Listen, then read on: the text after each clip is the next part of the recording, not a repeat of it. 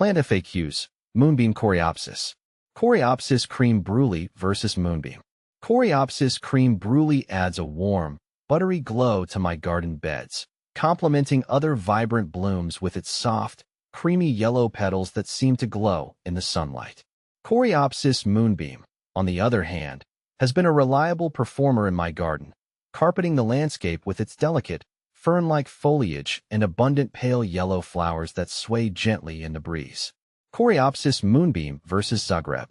Coreopsis Zagreb brings a burst of golden color and a compact growth habit, making it perfect for edging or containers, though I find it needs a bit more attention to maintain its tidy appearance compared to the effortless charm of Moonbeam. Does Moonbeam Coreopsis spread? Moonbeam Coreopsis is a delightful perennial that tends to spread moderately. In my experience, it doesn't aggressively take over the garden like some other plants might, but it does gradually fill in the space it's given, creating a lovely, natural-looking drift of delicate yellow blooms.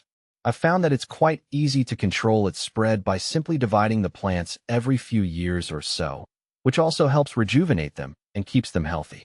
How to propagate Coreopsis Moonbeam. To propagate Moonbeam Coreopsis, I've had success using a few different methods. One way is to divide established clumps in the spring or fall, making sure each division has both roots and shoots.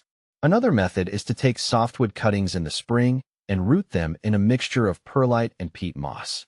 Both methods have yielded new plants for me relatively easily, though division tends to be more reliable. How to prune Moonbeam Coreopsis. Pruning Moonbeam Coreopsis is a straightforward task that I typically do in early spring or late fall. I simply trim back any dead or spent foliage to tidy up the plant and encourage fresh growth. I've found that this minimal pruning helps maintain a neat appearance without sacrificing the natural shape and charm of the plant. Is Moonbeam Coreopsis deer-resistant? Moonbeam Coreopsis is indeed deer-resistant, which is one of the reasons I love it so much. In my garden, where deer are frequent visitors, I've noticed that they tend to leave my Moonbeam Coreopsis alone while nibbling on other nearby plants. It's a relief to have a beautiful flower like this that doesn't require constant protection from browsing wildlife. When does Moonbeam Coreopsis bloom? The delicate, lemon-yellow flowers of Moonbeam Coreopsis typically bloom from early summer to fall in my garden, providing a long-lasting display of color. I always look forward to their cheerful blooms, which brighten up the garden during the hottest months of the year. Their extended blooming period also makes them a valuable addition to any garden, providing continuous interest throughout the growing season. When to cut back Moonbeam Coreopsis.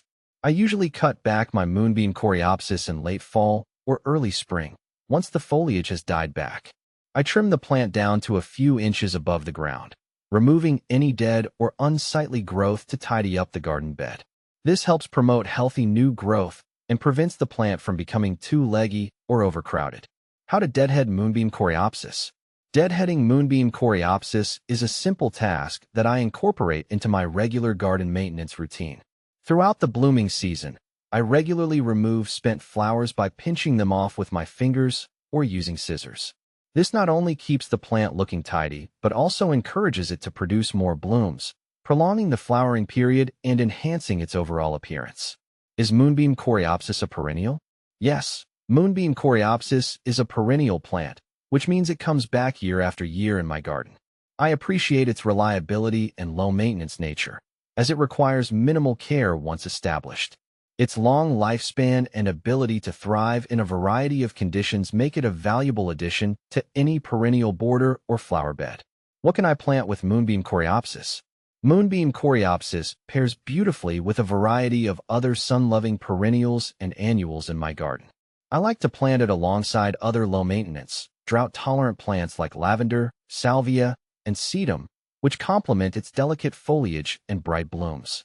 Additionally, its airy growth habit makes it an excellent filler plant among taller, more substantial perennials like coneflowers and black-eyed Susans. Where to buy Moonbeam Coreopsis? In my experience, Moonbeam Coreopsis is readily available at most nurseries and garden centers that carry perennial plants. However, if you're having trouble finding it locally, there are also many online retailers that offer a wide selection of perennial flowers, including Moonbeam Coreopsis. I've purchased plants from both local nurseries and online sources with success, so it ultimately comes down to personal preference and convenience. Can you plant Coreopsis moonbeam by water? While it's possible to propagate Moonbeam Coreopsis by division or cuttings, I haven't personally tried planting it directly in water. In my experience, it's been easier and more reliable to propagate it using traditional methods like division or cuttings, which have consistently yielded healthy new plants.